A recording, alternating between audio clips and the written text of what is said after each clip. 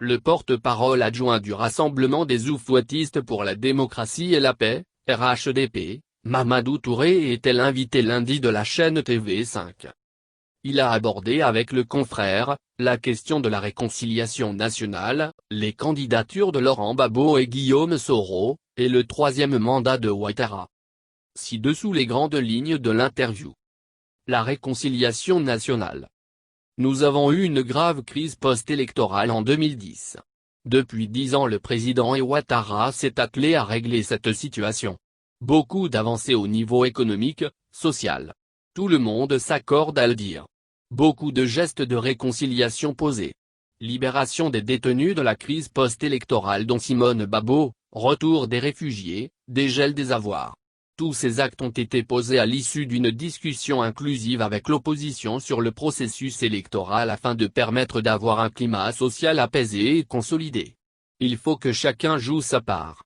Il est inacceptable, vous avez écouté les populations, que des hommes politiques au mépris de toutes ces avancées et du traumatisme vécu par nos populations, puissent par irresponsabilité nous faire retourner en arrière avec des discours de haine, des discours communautaires. Candidature de Laurent Gbagbo et Guillaume Soro. Je veux préciser que heureusement cette opposition dans son repli identitaire n'est pas suivie par la population. Vous avez vu le cri de cœur de la dame. Nous avons des institutions qui fonctionnent. Nous avons une présidentielle qui a lieu dans 2 mois. Le calendrier est tenu. Aujourd'hui est le dernier jour de dépôt de candidature.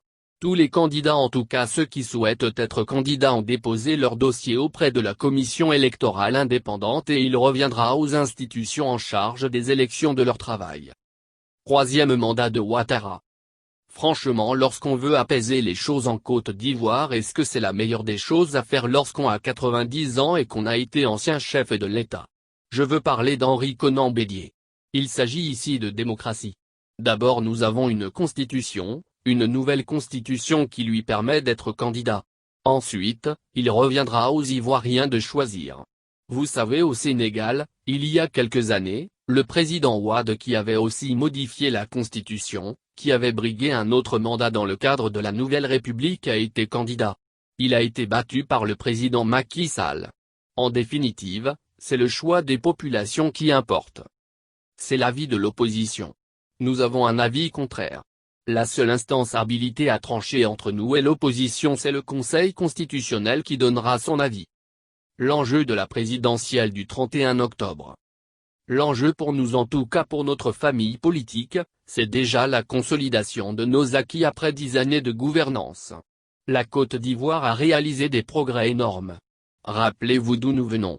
Aujourd'hui nous avons un programme social du gouvernement sous le leadership du président Ouattara qui a permis de donner de l'eau potable aux populations rurales, qui a permis de donner l'électricité aux populations, qui a permis d'améliorer le pouvoir d'achat de nos parents paysans, qui a permis d'avoir une politique sanitaire qui nous permet de bien gérer la situation de crise sanitaire liée à la Covid-19, qui a permis de construire des écoles.